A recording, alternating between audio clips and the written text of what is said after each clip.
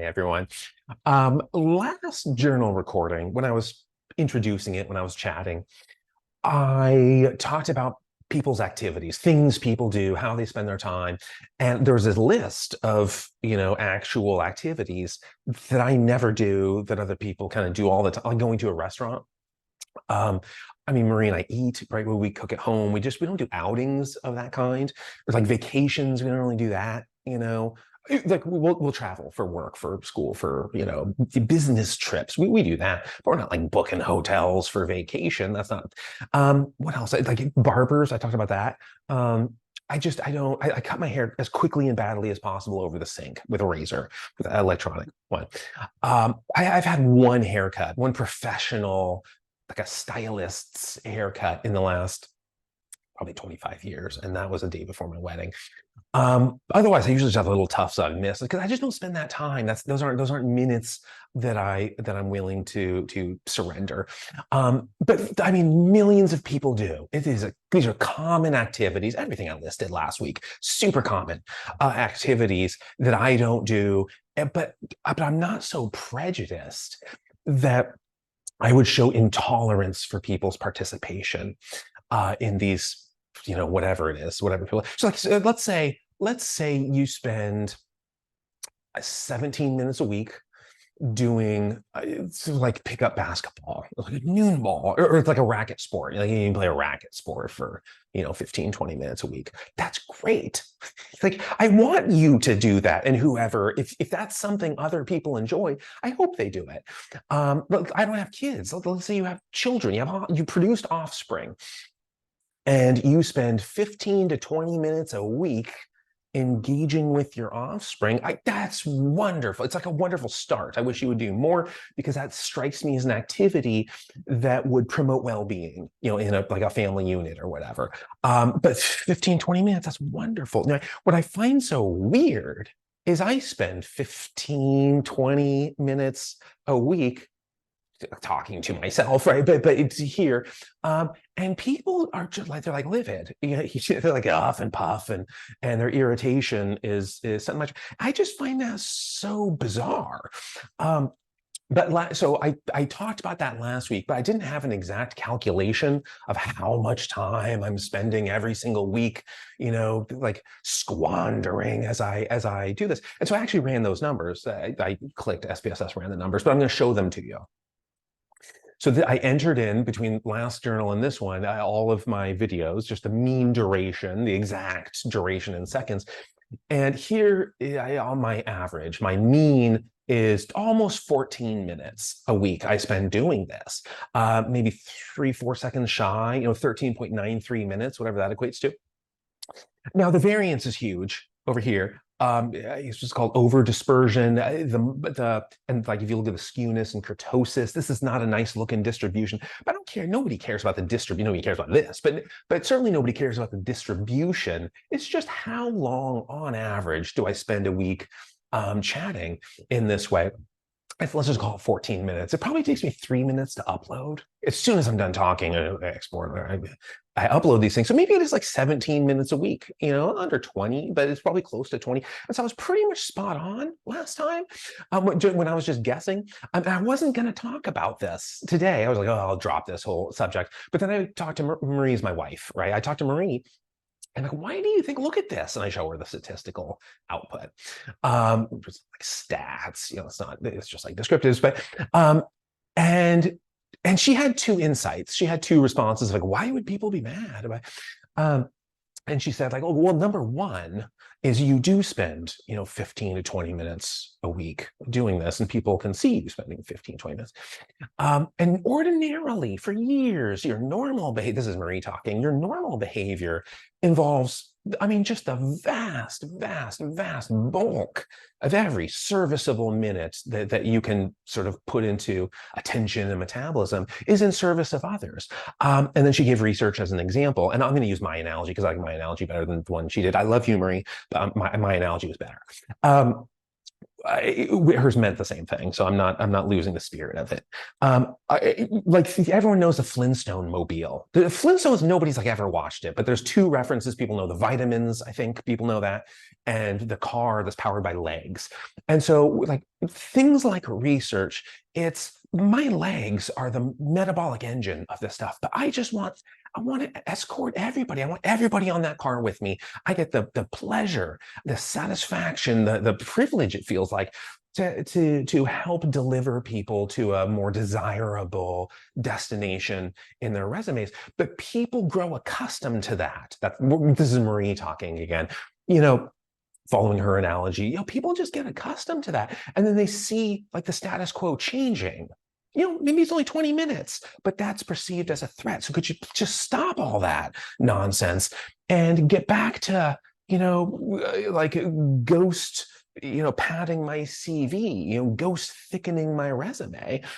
And so I get it. That was Marie's point number one. But like in response, I'm like, well, I'm just like, I'm not a human to them. I'm like a beast of burden, and I'm like not allowed to spend 17 minutes unburdened. This was my argument. And then Marie's very calmly is like, well, you did it to yourself. You spent years establishing that status quo, years consistently, volunteering in this way. And so anytime anything changes, there's a threat to that. Nobody else is profiting. Well, they see you doing this and there's no profit. There's no direct advantage to external folks. And so that's I think maybe a reason why people are getting upset. So that was Marie's point number one. Her point number two was that when I'm doing these videos, there's like a record of me being lively. I'm like, I'm usually visibly in good spirits when I do this. And maybe some people watching, again, this is Marie talking, maybe some people watching this in this moment are not indulging like a happiness, life circumstances are not quite as satisfying as it would appear that yours are. So you there's this big smile and energy, and other people have like turmoil ravaging their inner peace. And so what does that cause? Jealousy. Now maybe there's more to it. Again, this is still Marie. Marie had like point 2b, which was that maybe it would be different if you were on the phone with them and it was intimate and private and personal and you were in good spirits. But this is a public, sort of indiscriminate, just, available to everybody display that your spirits are comparably better than some other person's. And that's, I think, maybe where the jealousy comes from. So that was Marie's second point. And I think both of these are valid for some people, probably valid in some areas, but I think it would be beneficial. I think it would be mentally healthy for all of us. I mean, for everyone to occasionally, let's make this one of those occasions, examine our relationship with our peers, with our community. And so if hypothetically, right, if you see other people as indentured to you, right, their work, you own it, and they're just, they're your beasts of burden, and like, how dare they be unburdened? Like I choose your burdens, and it's always, if that's how you see people, or if you see someone else smile, if you see somebody else's totally harmless happiness, if that upsets you, if that like you like emotionally, viscerally, like your intestines, like the colic and are agitated, these are problems. If this hypothetically, right, I'm not accusing anybody of anything, but hypothetically, the types of people who would feel these things, that's a problem. And if these people want to be want to avoid being, let's say, like poisonous monsters, I would suggest, in sincerity counseling, There is no shame, right? I mean, there's exactly no shame at all in speaking with a counselor about these issues. Well, you know where there is shame? There is shame in being deeply offended by a smile, and there's like a lot of probably cortisol there too, and like blood pressure spikes and stuff. So I hope we can all kind of move toward being more supportive of each other's satisfaction in life. I feel like that would make the world a better place. And with that, I'm going to read today's journal, number 37. Journal 37, first Arzox, day 12, 2023 morning. What success means to me. Hi, everyone. This morning's entry is about success and what it means to me. A few years ago, I wrote a journal entry, which you can read here. That's a link if you're on the actual PDF of this. You can go to that little essay I wrote. A few years ago, I wrote a journal entry, which you can read here, Scrambled Eggs, that addresses the topic sort of abstractly. But success is not something I've written about here in this journal, abstractly or otherwise, and it feels like a reasonable time to do so, because why are you writing these is a question I'm frequently asked and never answer.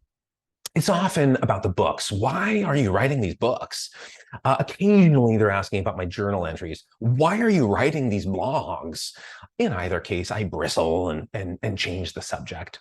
Sometimes the question is more specific. What are you hoping to get out of these books? They ask with a furrowed brow and unblinking eye contact. This one always involves creepy staring. But other times, at the worst of times, they're not really questions at all. Sure, they possess every inflection of a question. The sentences are flamboyantly adorned with the punctuation of curiosity. But I'm not fooled. These are judgmental statements dressed in deceitful costumes. Isn't it kind of unrealistic trying to become an author? They admonish. Shouldn't you just focus on your teaching gig? Their derision continues. If my interrogator's only purpose is to asphyxiate my soul, they're going about it effectively. But if they're soliciting an honest response, they need to reframe the question, delete their cookies, and reload the page, because they're operating under the presumption that my principal goal is sales. The entire endeavor must be a practical one. Otherwise, why waste the time? But it's not practical. I already have a teaching gig to accommodate my grown-up responsibilities. This is different. It's an emotional project. And for me, impracticality is the seat of the deepest, almightiest emotions. Consider religion. In general, it doesn't provide shelter or calories, but a true devotee will prioritize faith ahead of both. Our sense of needs gets warped, them's powerful emotions, and that's closer to what I feel with this project. There's a story in me that needs to be freed, a piety behind my need to proselytize. It's not about cash, that's cheap. This is far more urgent and precious. A better question to ask is, what would success look like to you? And that I can answer. This. Someone writes me a letter that says something like, oh my golly, because they're not the type of person to curse, and addressing deities directly or casually seems every bit as naughty as cursing. Oh my golly, I sat down to read one of your journals just to see what it was all about. But as soon as I finished it, I opened up the next one, like I was dishing up a second helping of a delicious meal. After I licked the second plate clean, I went back for another and then another. Before I knew it, in a single sitting, I had finished every journal on the menu, or some such.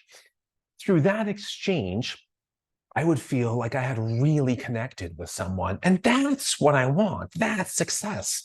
To me, it's a real connection with real people. If instead they send me money, it would feel somehow sleazy and unemotional and unsuccessful. Okay, so that's journal to whatever this one, 37, whatever it was.